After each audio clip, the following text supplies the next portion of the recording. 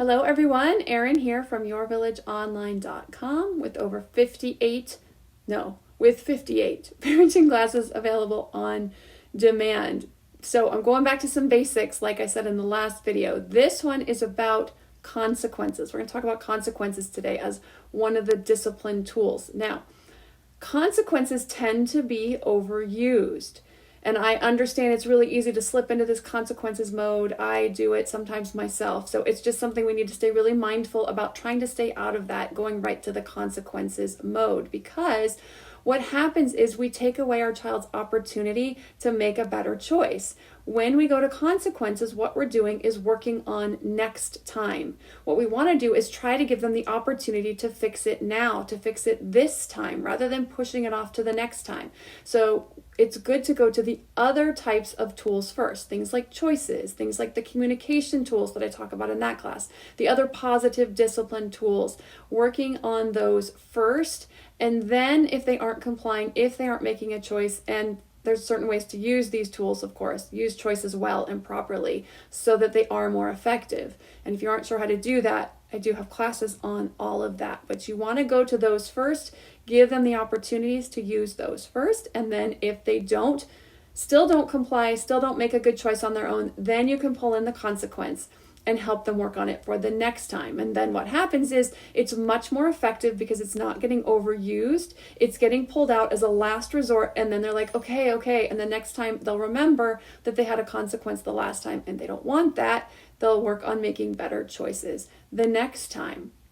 Now, when it comes to consequences, there are three types. There's really two main types. One has two subtypes, and then there's the third type. So the types of consequences are logical consequences and natural consequences. So logical has two types of consequences, and the natural consequences are exactly what they sound like. It is life doing its job and teaching the lesson itself. So things like they ride their bike too fast and they fall down and get hurt. That's a natural consequence of not being careful on the bike, right? A lot of times not being careful is going to set a natural consequence. Other types of natural consequences are things that you can set, like your child forgets their lunch. They don't have lunch that day. They have to problem solve. They can borrow money from a friend. They can see if the cafeteria will give them food, which nowadays they usually do, but will give them food and they owe money for it. Or they just have to go without their lunch, but they can try to problem solve what they're going to do about that to fix it. Because if we step in and we bring their lunch to them or we bring their homework to them because they forgot it, we're then rescuing them. And then the consequence has no value. What they're going to learn is, I don't really have to do it because my parents are going to rescue me. So we don't want to rescue. It takes away any power the consequence has. You want to let the natural consequence stand.